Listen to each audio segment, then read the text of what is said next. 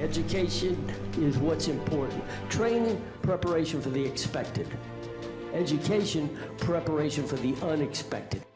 To all who shall see these presents, greetings. On behalf of Marine Corps University, the Marine Corps University Foundation, and the Krulak Center for Innovation and Future Warfare, welcome back to the Brutcast.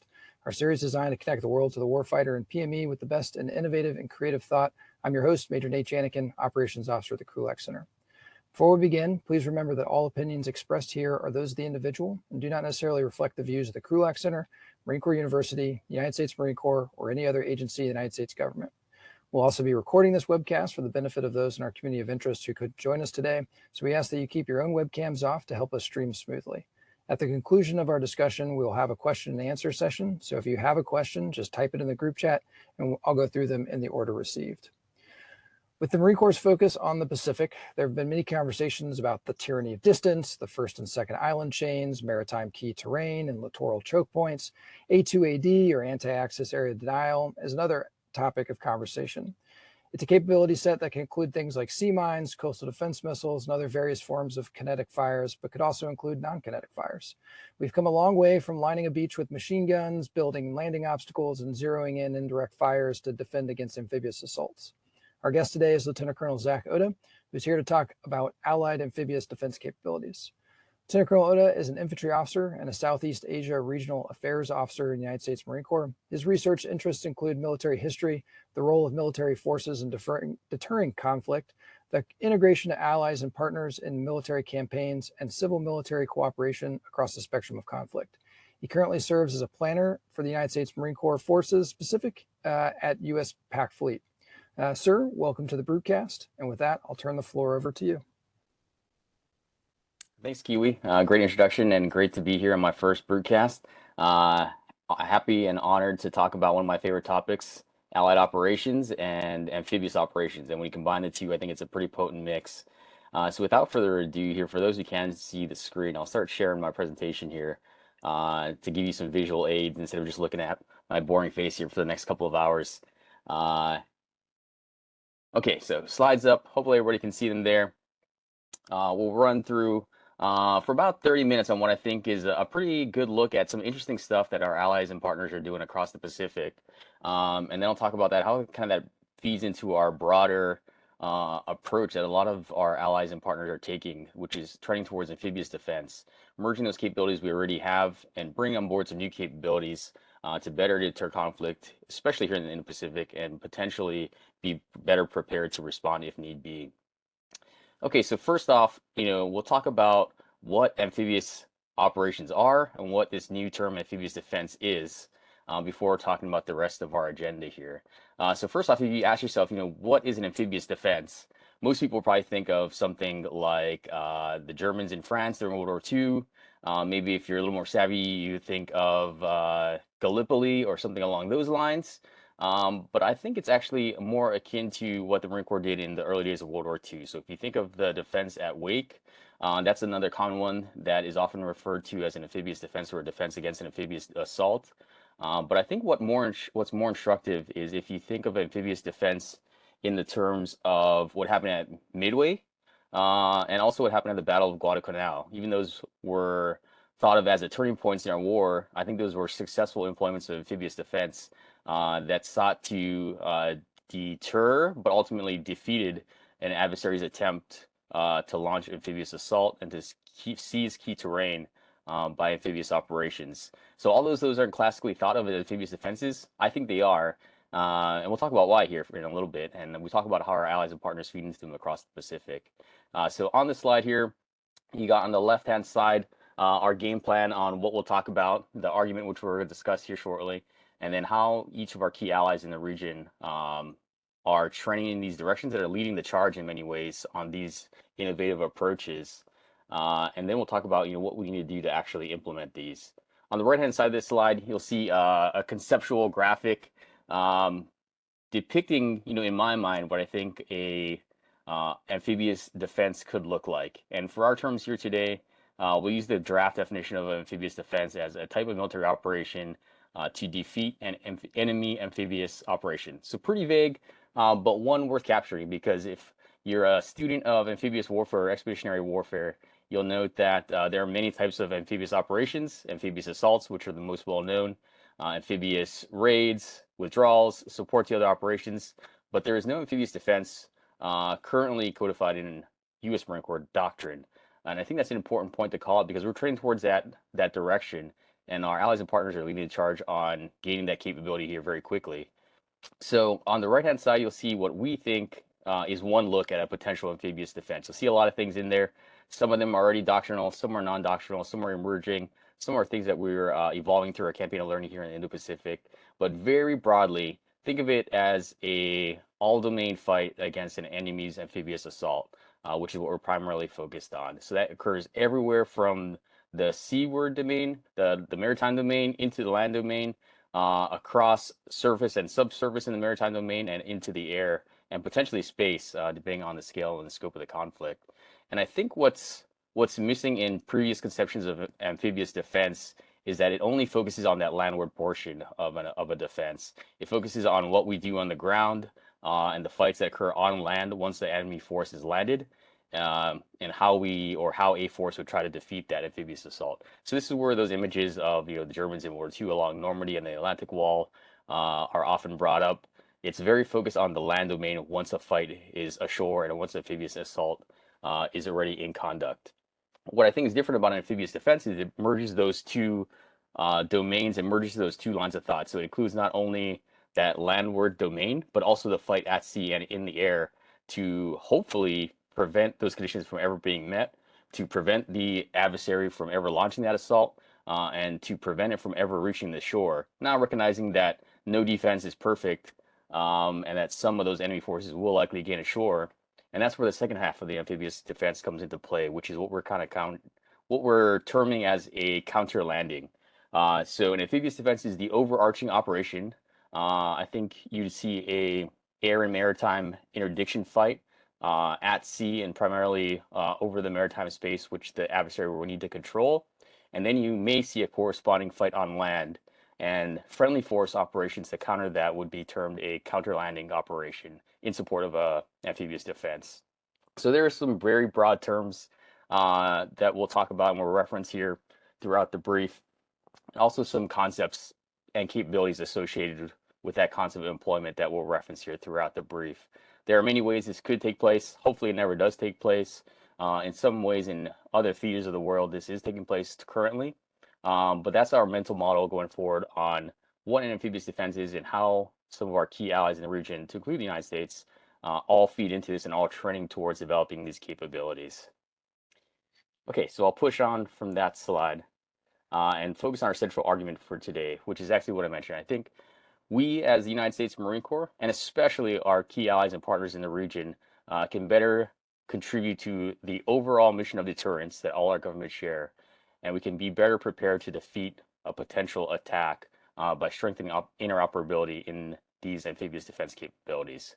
I think by unifying those resources and efforts towards an amphibious defense, we can gain sufficient mass and capabilities and employ them within the necessary time to defeat an adversary amphibious assault.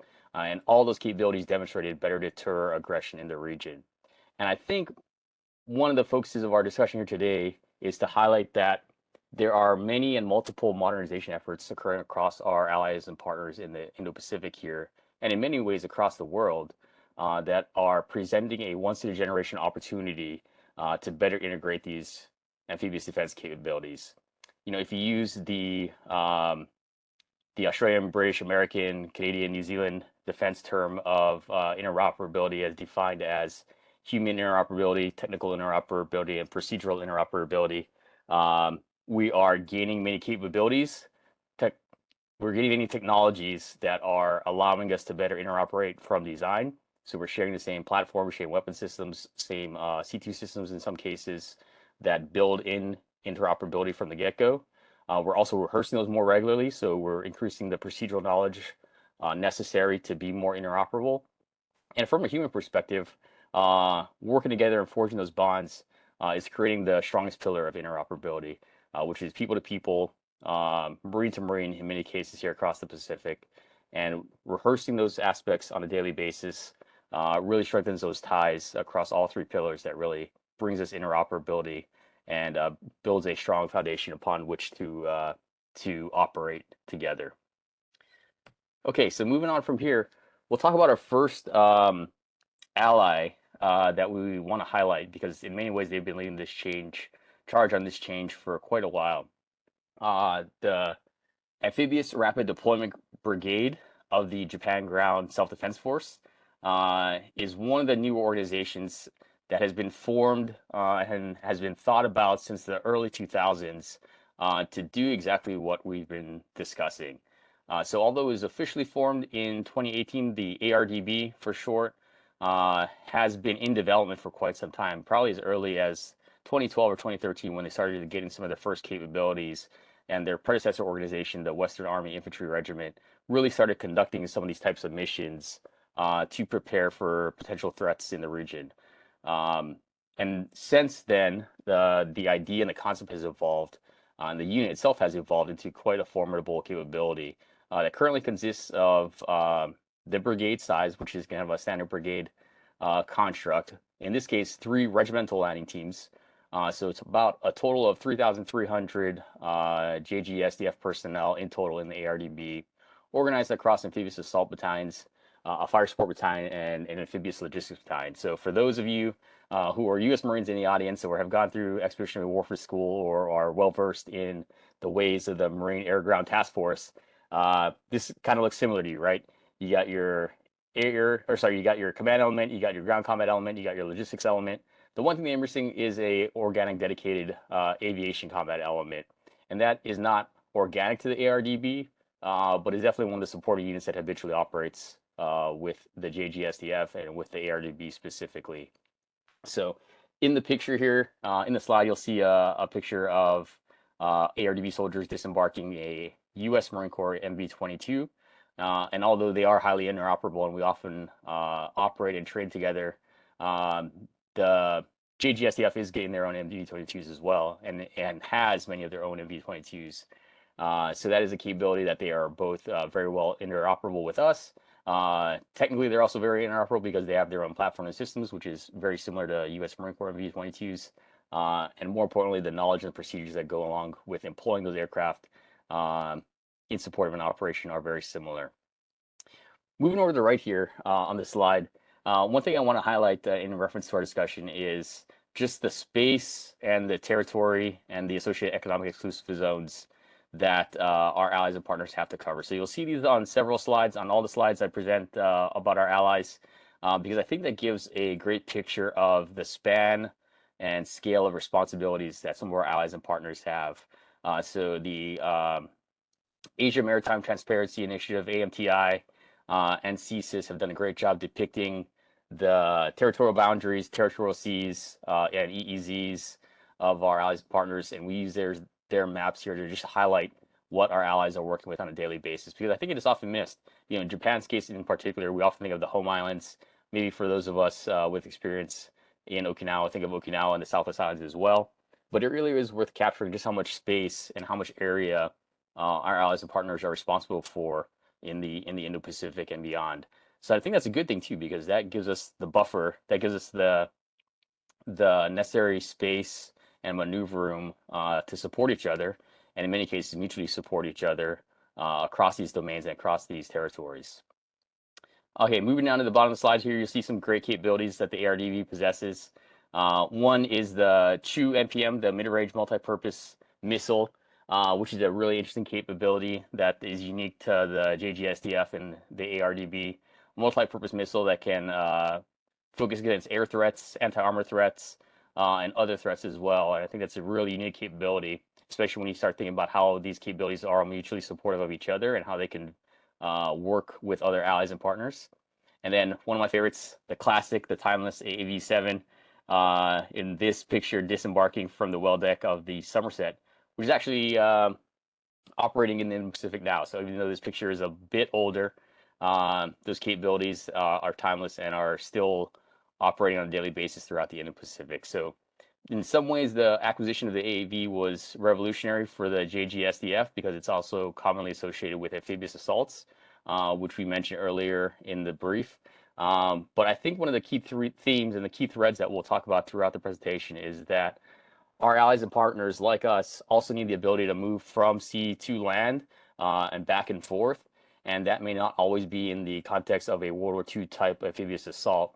And that capability in of itself is very useful to support defense writ large, even though that may entail tactical offensive operations or tactical amphibious assaults. It is in support of a larger defense. So I don't think we want to bifurcate the two operations, both offense and defense, so cleanly because capabilities that are necessary for one are very handy for the other. And being more focused in the littorals gives us a better platform and a better fighting stance should we need to conduct any one of those missions.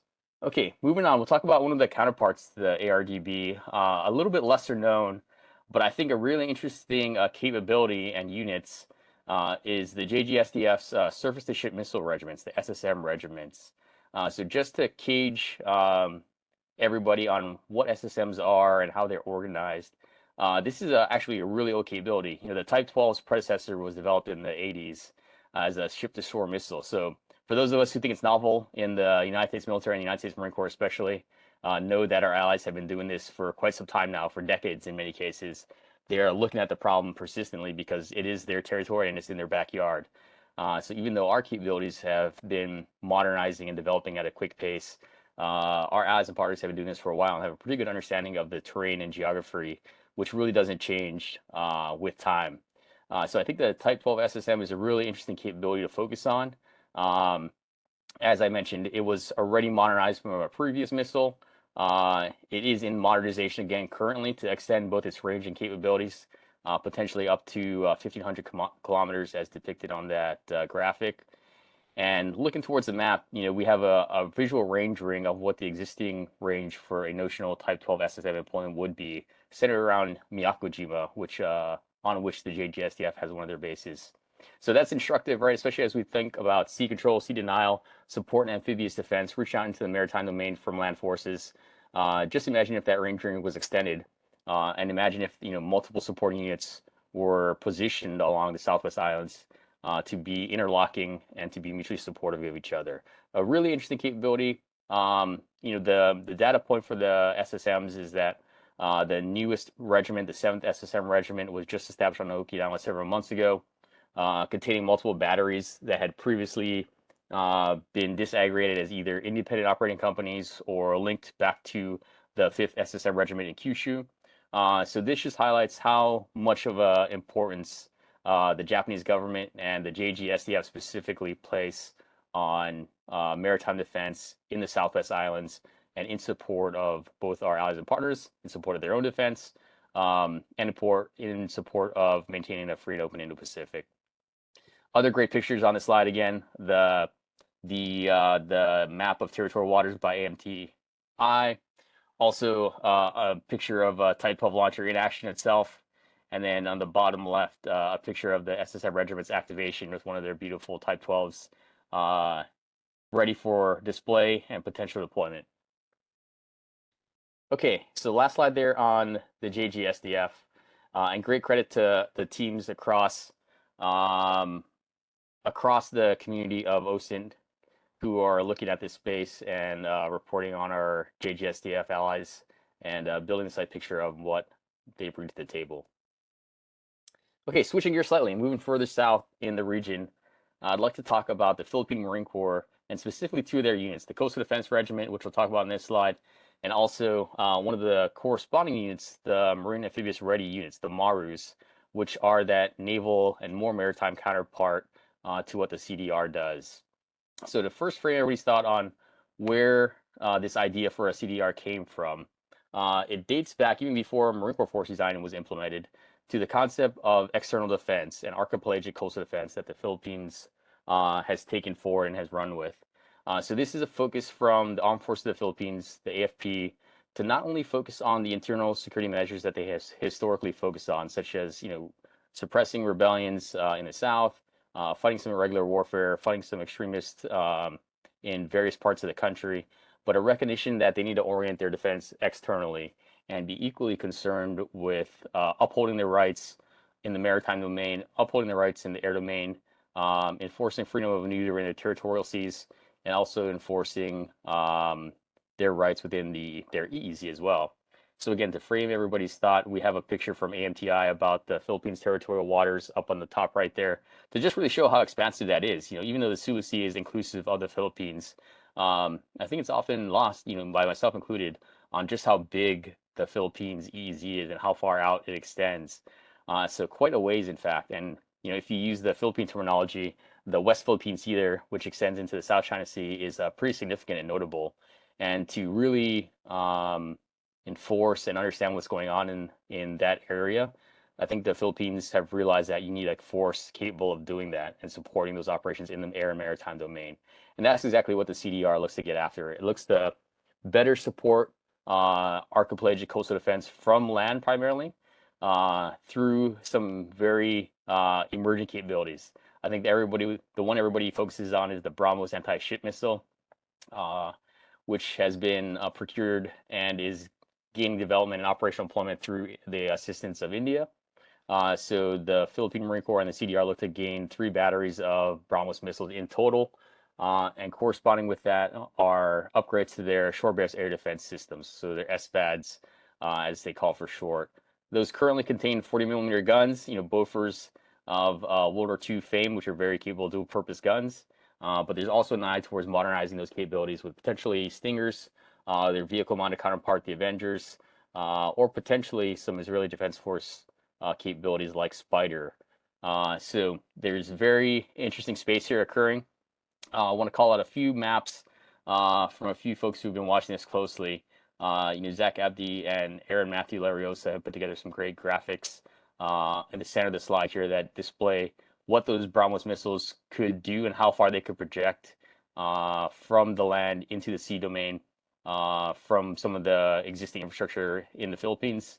And then correspondingly, what some of that air defense coverage would look like, well enhanced by the new air defense capabilities that the PMC and specifically the CDR are developing.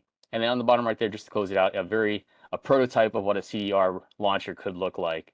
And those capabilities are being onboarded very quickly. The infrastructure is being developed for them correspondingly. And I think you'll see that employment here in the near future. So very exciting space. This is probably the force in the unit and the capabilities that most folks have been focused on in the AFP. But we'll talk about a few others here that I think are equally important. So moving on, one of those that I think is pretty interesting is the Marine Amphibious Response Units, the MARUs, which are somewhat equivalent to a Marine Expeditionary Unit if you're using U.S. Marine doctrine. This concept, like I mentioned earlier, is very closely related with the CDRs, but from a more maritime focus. So think of employment from the sea to the land, whereas the CDR is employment from the land to the sea. These are more of your conventional MU capabilities if you're using Marine Corps doctrine again. That sees ready Marines organized into roughly battalion landing teams embarked on Philippine Navy amphibious vessels to be deployed ashore at a moment's notice. One of the most well-known capabilities they have is the KAAV-7, the Korean-made version of the USAAV, which the Philippine Marine Corps just procured not too long ago in order to gain that ship-to-shore capability. And again, that's the thread we want to pull on, is that even though the focus is on defense, operationally and strategically, defense is the mission and the name of the game. There are a lot of capabilities that have been historically linked with assault and offensive operations that are equally important to defense, because I think a lot of our partners and allies are realizing that you need a maneuver in the maritime domain. Having that inherent mobility from the sea buys you flexibility. It opens up options for employment, whether that's through things like the MUs and the MARUs themselves, or it's the repositioning and employment of other capabilities that are more supportive of a defense mission.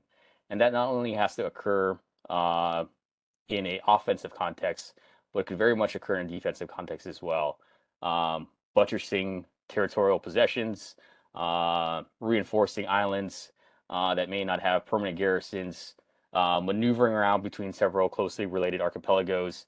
All those things are important in a wider range of scenarios. And I think all of our allies are starting to realize that we need this capability to support both offense and defense. Okay, so last slide there on the Philippine Marine Corps, one of the units near and dear to my heart. one of our most important allies in the region, who's getting a lot of attention, especially now. But I think a really interesting space to watch, and a really interesting movement from one of our key allies, who in many ways is moving much faster than the United States Marine Corps. Okay, so moving on. One of my last slides here, one of the last allies I highlight is Australia, and specifically the Australian Army. When I was developing this slide, I initially had thought I wanted to give it a 2-slide or two, just like the rest of our allies highlighted here in this brief. But really, I thought it wouldn't be fair to the rest of the Australian Army if I just highlighted the 1st Brigade, which is kind of the littoral focused brigade.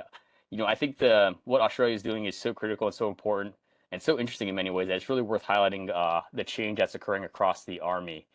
For many of our allies and partners across the globe, oftentimes, unfortunately, the Army is seen as the unit or the organization which is the most slow to respond, slow to modernize.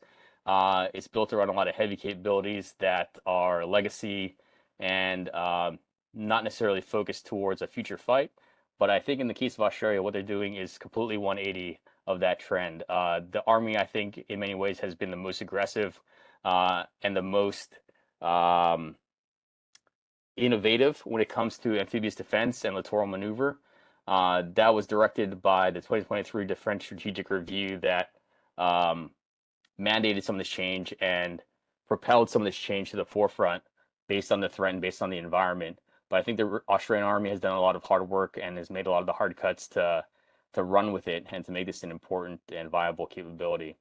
A few of the units I'll highlight here are the 1st Brigade, which is now going to be their light or littoral focused brigade based in Darwin. So Marines who have done MRF-D or Marine Rotational Force in Darwin, you're probably very familiar with the brigade. They are looking to be more littorally focused and gain capabilities to maneuver in the maritime domain. The 3rd and 7th Brigades, although not littoral focused, will be more amphibious focused. And the 3rd Brigade will be primarily the armored amphibious brigade of the Australian Army, with the 7th Brigade being the motorized amphibious brigade, with the concept being that both of those are interoperable with the Australian Amphibious Force. They are able to embark on any one of the 3 Royal Australian Navy amphibious warships, and they're well versed in ship-to-shore movements and vice versa, maneuvering in the maritime domain and projecting power off the shores of Australia to better support our allies and partners in the region.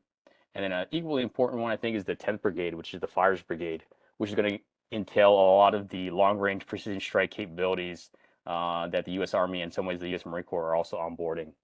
So very innovative, a lot of change occurring throughout the Australian Army writ large, to include the organization of their brigades, their location and positioning, posturing them more up north in the northern part of the country to better respond and better forward project, more regularly rehearsing with some key allies and partners to build that interoperability, and really a strong commitment to support regional defense, both in the air, maritime, and land domain.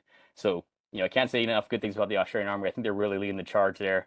They're reorganizing in a way that I think is necessary and is really a model for the rest of our allies and partners in the region. Okay, a couple of slides here just to explain for the folks who can't see the PowerPoint. On the top right, again, you see the territorial waters and the EEZs of Australia. A little bit bigger than some would think. A little more expansive, with many more islands that aren't necessarily always thought of when you think of the continent of Australia, which in and of itself is massive. And then moving over to the left there, on the top left in the center part of the screen, just another graphic that depicts the reorganization of each of those 3 brigades.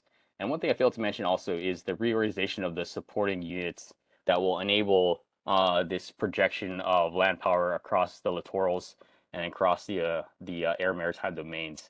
The Army's 16th Regiment, which is the Air Defense Regiment, and the Aviation Regiment are still largely in general support of all those brigades, and they give them lift capabilities with things that we're very familiar with, like Black Hawks and CH-47s. But also one of these new units that's being evolved is the littoral lift groups, which will be associated with each of the brigades, which is also equally important. And one note I should make is that those are all Army capabilities. So the LCM-8s, which currently exist and are depicted on the bottom left of that screen, are capabilities run by the Australian Army now to conduct littoral maneuver and move short distances and heavy equipment. And then on the bottom right, you'll see a picture of a future medium landing craft to be developed in the near term here with an accelerated timeline of 2026 based on the guidance from the DSR, that will be even more capable, have even longer legs, and will be organically part of those units to project power from Darwin, Townsville, or Brisbane, and to lift some of those heavier capabilities should they be needed in a crisis or just for regular engagement and training with allies and partners in the region.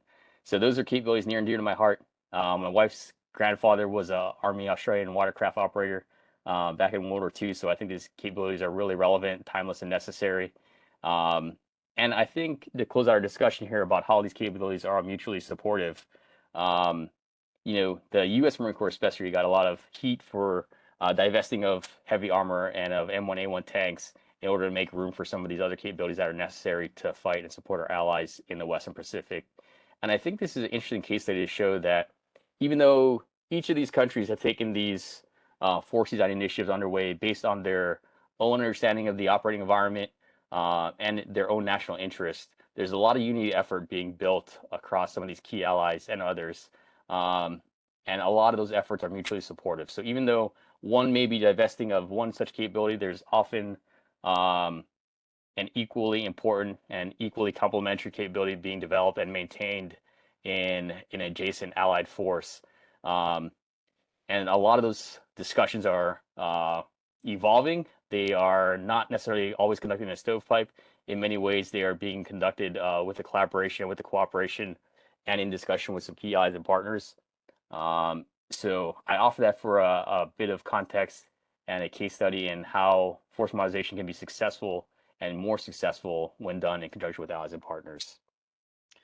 Okay, so to close out the presentation here, I offer kind of a few thoughts on where I think we need to go forward. We already mentioned amphibious defense. We talked about how these capabilities are caged in the terms of amphibious defense.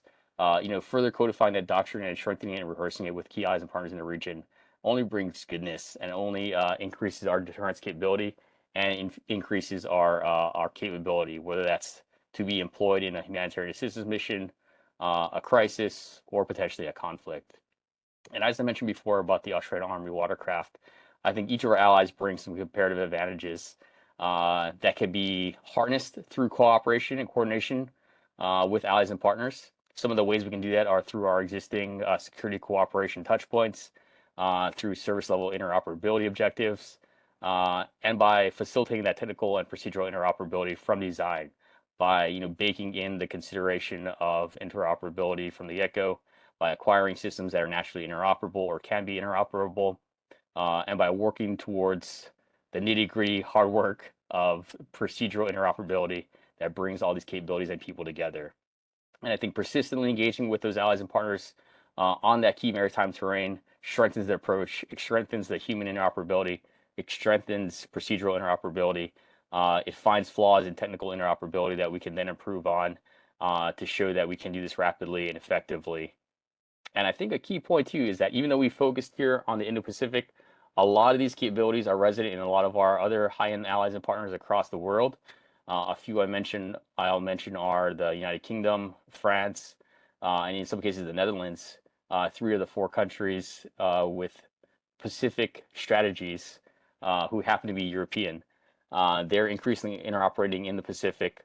They have been interoperable with many forces across NATO for decades, but they present greater capability, greater capacity to conduct amphibious defense and a wide range of operations. So although this discussion was focused on the Indo-Pacific, I think it's very applicable across the world.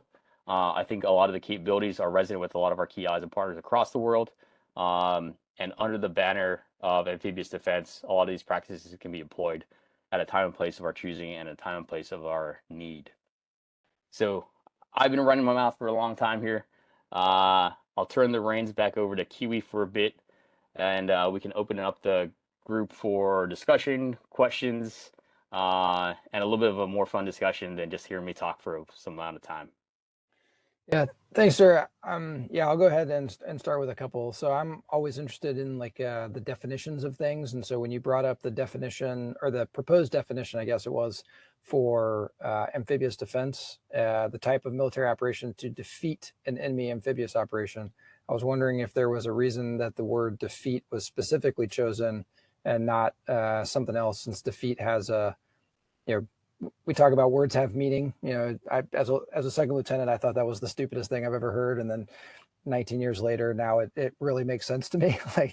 But just to pull out the definition. So defeat, oddly enough, not in the joint glossary of terms, but it is in the Marine Corps. So the Marine Corps defines it as to disrupt or nullify the enemy commander's plan and overcome his will to fight, thus making him unwilling or unable to pursue his adopted course of action and yield to the friendly commander's will. I'm not going to continue to delve into what does disrupt mean and what does nullify mean. And then you also brought up deterrence. I think it was about a slide later, a little bit later, talking about defeat or deter. And deter is in the joint glossary, and it's the prevention of action by the existence of a credible threat of an unacceptable counteraction and or belief that the cost of action outweighs the perceived benefits. So I was wondering, long-winded way to get to, why was defeat chosen as the word that we're using to define amphibious defense? Yeah, great question, Kiwi. And you dropped one of my favorite references, which is a doctoral reference. So kudos on you there for some good homework and some good references. I think first off, I'll say that that is still drafts. It hasn't been codified yet. But we chose it because I think defeat is an important way of looking at the problem set. Like we mentioned earlier, we don't necessarily want to conceptualize amphibious defense as an operation that only occurs on land once a landing has occurred. Because I think personally that if you wait until that moment and you forego the joint integration to affect that type of operation in the air and maritime domain before it reaches the shore, then you're really missing a critical opportunity and potentially a decisive point to affect that amphibious assault or the amphibious operation. So I think defeat gets after the fact that we don't ever want an an adversary amphibious operation to reach friendly shores. We'd rather interdict it in the air and maritime domain, and I think that's why this doctrine and such close coordination across the joint force is necessary, so we can build that interoperability. We can build the best practices for coordinating that joint force in the air maritime domain before it reaches the shore. But if it does reach the shore, we also have a coherent and unified approach to defeat it holistically, and not just trying to destroy elements on land or to destroy discrete pockets of enemy resistance. It's a holistic and comprehensive defeat of the amphibious force, both in the air, maritime, land domain, potentially in the space and cyber domain as well. So that's why we chose defeat. I think it's a better way to look at that problem. Another maybe more succinct way to say that is a good offense is the best defense. So if you can interdict the force or prevent the conditions from that force even being launched, that's much more preferable than having to fight it out on land in a counter-landing scenario. Yeah, that makes sense to me, sir. So we'll go to the first question in the chat. And Albert says, the JGDSDF has recently received the last of their Ospreys. While not organic to the ARDB, publicity material says it's intended to support the ARDB in long-range deployments. Have you had the opportunity to see how they're using the Osprey and how their concept differs from how we in the Marine Corps or the MAGTF uses it? Yeah, that's a really good question. First off, which I think is a positive, is that there is not too much difference between, I think, the ARDB and Marine Corps, specifically 3MEF, 3rd MARDIV concept of employment for MV-22s. They're very versatile capability, high speed, long range, for vertical and horizontal transit. So the positive, I think, is there's not much daylight between the concepts of employment. I think what I will say is that, for the U.S. Marine Corps, to speak about ourselves, we've habitually been focused on projecting that from the sea to land. And the MV-22, obviously, as you know, is very well optimized for employment on and from amphibious ships, big decks in particular, but also potentially some littler decks in a few discrete cases. I think what's different for the JGSDF and the JSDF writ large is that there are fewer of those amphibious capabilities, right? If you talk about the DDHs that are being converted to big tops to better support aviation operations, and even some of their smaller Osumi class LSTs, there are not as many platforms on which to project those MV-22s, but also there's less of a need to, I think. because you have hundreds of islands which can serve as EABs in our parlance, but which I think are more um, suitable towards land-to-land transits, vice necessarily having to transit from the sea to the land or vice versa. So capabilities are very similar, a very highly interoperable force between the two. Um, but one, I think that the JGSCF in particular is looking at employing from land to land, vice necessarily having to go from sea to land, if that makes sense. It does, sir. And I think, talking about the large archipelagos and the number of islands for both Japan and the Philippines, I think it leads well into Albert's next question, which is what are Japan and the Philippines doing for their kill chain, sensor to shooter chain, for their long range missile capabilities? And I was going to bring up in one of the slides where you were showing the Japanese coastal defense missile, the range ring for that island was basically, it put it about halfway between itself and Okinawa and halfway between itself and Taiwan. And that was just that shorter range ring for the 12 SSM. So what are they doing in terms of kill chain and sensor to shooter? Yeah, great question. I think another great example of cooperation between our allies is the cooperation between between Japan writ large and the Philippines, and specifically between the JGSDF and the AFP and the Philippine Marine Corps, and to a lesser extent the Philippine Armory. But I think one of the ways in which that cooperation is growing is through reciprocal access. So you have seen just in the news that both the Philippines and Japan are moving towards a reciprocal access agreement that allows them to more closely interoperate and more habitually train on each other's territory, which I think we take that for granted as Americans, but is pretty revolutionary in of itself. And then more specifically to Albert's question, I think one of the interesting spaces being watched is Japan's equivalent to foreign military sales or foreign military assistance, really. So one of the key capabilities that Japan has been contributing to the Philippines is both air and maritime radar, specifically air radar. And through the donation of those land-based and in some cases potentially mobile systems, they're really helping the AFP build out their air picture, which we depicted on the graphic by Zach Abdi and Air Matthew Lariosa. So I think the technical interoperability is one that the JGSDF is most contributing to. They are providing the means and interoperable means to better sense and make sense of the air maritime domain, which they both share and which they're both focused on. And I think the human interoperability will grow as those exchanges become more regular based on the policy and based on the agreements that both countries are moving towards. So I think a lot of goodness there. JGSDF is especially a key component of modernization for a lot of folks across the region, and specifically for the AFP when it comes to air maritime domain sensing. So I'll go into my next question I had is, so we talked about Japan, the Philippines, and Australia. Those are the big ones that you brought up. And then you also mentioned some of the European nations. I was wondering if there was anybody else in the Pacific that maybe wasn't doing something so grandiose as the three that we talked about, but are still making changes for coastal defense that are worth mentioning. Yeah, I'll start with the few extra regional allies you mentioned to dive a little bit more into the United Kingdom. Their air and maritime capabilities have been growing very well over the last few years. I think for us Marines, the capability that we are most focused on and we always direct our attention towards is their littoral response groups, both of which are north and a south. And the littoral response group south, LRG South, is habitually postured in the Indo-Pacific, pulsing out of the Indian Ocean region, and more habitually exercising, rehearsing in the Pacific. And they are here now. The LRG South is working with our MRF-D, with the 1st Brigade of the Australian Army in Darwin for some of their exercises this year in the MRF-D series. And they're bringing many capabilities, which are very similar to what we think of as force design capabilities, right? Longer range sensing, distributed maneuver, ship-to-shore capabilities, unmanned surface vessels, employment on smaller crafts with the Royal Navy, and potentially in the future some longer-range strike capabilities. So very much akin to what the Marine Corps is doing, just maybe different scales and in different regions and different locations. But LRG South is super interesting.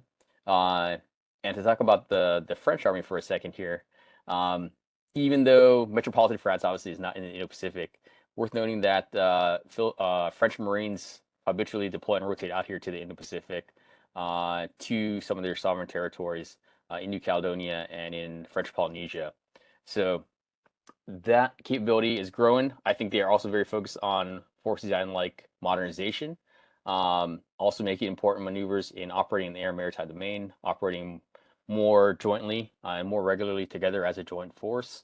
And I think key to this mutual support concept is that they're habitually operating throughout the region more regularly and not just focus on internal and territorial defense in those regions. So I think some of those capabilities are relevant and important. And then to your last point about what our allies and partners across the region are doing, I think there's great movement towards this direction with some of our allies and partners that I haven't mentioned. And just because I haven't mentioned them doesn't mean it's worth noting. The ROC Marine Corps, one of our stalwart allies, key treaty allies in the region, have also been modernizing. They've been upgrading their aviation capabilities and developing an organic Marine Corps aviation capability to better provide them that organic maneuver across air and maritime spaces. Their amphibious capabilities, amphibious ships specifically for the ROC Navy, are growing in capacity and capability, which is really commensurate with the rest of their national shipbuilding prowess, with Japan and Korea being some of the two biggest shipbuilders behind the PRC in the world. So the ROC Marine Corps, a stalwart, always doing great work, very relevant and very capable. Our allies in the Royal Thai Marine Corps, equally developing and upgrading their capabilities. Maybe not always the capabilities that we would like to see them, but from across the world, they're modernizing and orienting more relevant capabilities. And then another one I'll call it is in Southeast Asia also, and this is one that USNI News and Zirhan Mahathir specifically have been reporting on, is the work in Indonesia and in Malaysia to be more relevant and more littoral. And those are problems that those countries persistently have to deal with because of their geography, terrain, and disposition in the world. So there's a lot of good work ongoing. Just because it isn't as revolutionary or as well known as Force Design 2030 doesn't mean it's not equally as important. So we'll go into Ian's next question, and I think Ian's question will actually feed into the last question that I had. So he said, he asks, what is the perception of the partners and allies with whom you've interacted for the U.S. and probably specifically the Marine Corps' changes and updates for similar operations? So how have others reacted to force design, essentially? Yeah, I think we've seen really positive reception of Force Design 2030. Just from interacting with the allies and partners that I've worked with specifically. I think it got out there and led the way in some of the innovative practices and broke the dam of innovation that was really necessary, I think, for a lot of these things to happen. So, we'd already mentioned before that both the Philippines and Japan had already been moving towards this trend, along with some key partners in the region as well. But it really opened up the floodgates for a change in thought and a change in perspectives, which led to a commensurate change in the capabilities that were being developed and acquired. So I think it's been very positively received across the region. I think a lot of the things you see in the Australian Defence Strategic Review, which resulted in some of the change in the Australian Army, were very closely linked with the ideas mentioned in Force Design 2030. So I think across the region, it's been a clarion call for change, and it has unified a lot of the efforts that had been, in some ways, previously disparate. So it's been very positively received across the region. So I think that feeds well into my question, which was to ask, with the idea of national caveats, and every nation has kind of its own thing. So is there risk in relying on allies and partners and their capabilities that maybe we've divested? Is there risk inherent in relying on somebody else for that? Yeah, great point, right? We all have our national caveats. We all have our national strategic guidance.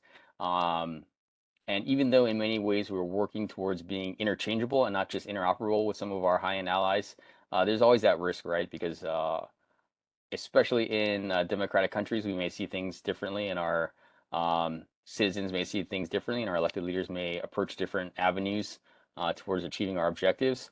But I always defer back to the Winston Churchill quote, or the one that's attributed to him very often, right? Which is the only thing worse than working with allies and fighting with allies is fighting without them. So even though that is a constant challenge, and you always have to take these things into consideration, I think it exponentially gains us capability, capacity, resolve, um, and endurance that really wouldn't be resident otherwise. So yes, there are some risks there. There are some national caveats that we have to be sensitive to and attuned to, and that's why folks like our liaison officers and outstanding foreign area officers around the world are so important because they help us keep sight of those considerations. But I think the gain that we get is exponential and is well worth the investment and the focus and the consideration that is necessary to keep that coalition together and to keep that network of allies and partners together. And staying in the vein of these questions, I was wondering, so, we always talk about doing partnerships with other folks, doing exercises with them in order to share information. And I think in a lot of people's minds, that's probably like us sharing information with them and the expectation that, we're going to teach them something, which seems very like high and mighty almost. But have there been cases where we've actually taken, stuff from the other folks that we've worked with and kind of factored it into our own idea of amphibious defense or capabilities that we need? Yeah, great point. A lot to unpack there, but I think that's to your last point about what we have learned. Definitely, I think the approach from Japan and the Philippines in a lot of the ways has they move so much more quickly, and have been looking at this problem for such a long time that I think we took a lot of their approaches and ideas and incorporated into ours. And then to your earlier point too, this is one I always have a sticking point with, right? Like, we do advise and assist missions, and for those of us who are in Iraq, Afghanistan, that's kind of what we think of when we think of operating with allies and partners. And in many cases, we've developed units and capabilities that are very focused on doing exactly that, right? Whether it's the Army's Security Force Assistance Brigades, or whether it's the Marine Corps' reserves advisor companies, we've tailored units to do the advising part of it. I think equally as important is the ability to understand and learn from our allies and partners. And I think those units are getting that message and are equally becoming conduits to understand our allies and partners better, and conduits to incorporate their changes into our plans and in our operations. And so I think through those units and those folks who work on a daily basis with our allies and partners, the message is much more of a two-way street now than it was before, and much more of a two-way street than for some of us with resident Afghanistan and Iraq knowledge. So I think a lot of it has occurred on a daily basis, is occurring on a daily basis. Our units are more attuned to those dynamics and are receptive to learning. And in some cases, there is some discrete knowledge or TTPs or skills that those assistance and advising units need to impart and are imparting really well with our allies and partners. So big takeaway, I think, is yes, we are learning from our allies and partners. We are incorporating their plans. We do have units developed who are more attuned to those dynamics, but we can always do better. And I think we'd always focus our forces and equip our forces to better build this type of interoperability, both across the human domain, both technically and procedurally. Thanks, sir. We'll give the last question to Albert, and I'll paraphrase it a little bit. I think we might upset Lieutenant Colonel Horde if we didn't bring up unmanned vehicles. Albert's question was essentially, how are allies and partners in the region moving on incorporating unmanned systems for maritime surveillance, domain awareness? And I think lessons we've learned from Ukraine would be kinetic capabilities as well. Yeah, great point. And Albert brings up, I think, one of the biggest growth areas in the Indo-Pacific is in maritime domain awareness. And I think that's a really important one to harp on, because that gives benefit to our allies and partners and to the United States in both competition, crisis, potentially conflict as well. So the work being done to better understand the maritime domain, primarily through some legacy assets like the P8 or P3s in some cases, but also in many ways in emerging capabilities like the MQ9s that Albert mentioned. So maritime domain awareness writ large, an important and growing business. You're seeing a lot of growth in the interoperability in those systems between allies and partners, and even some that we haven't previously considered, right? Like India flies the P8, for example, even though many folks don't think of that as part of a military, a network of military alliances with the West, and they're very distinctly non-aligned. But their capabilities are very well interoperable with people who focus on maritime domain awareness and focus on the maritime space. So maritime awareness almost is a linchpin, you could say, to build interoperability and to better understand the maritime domain.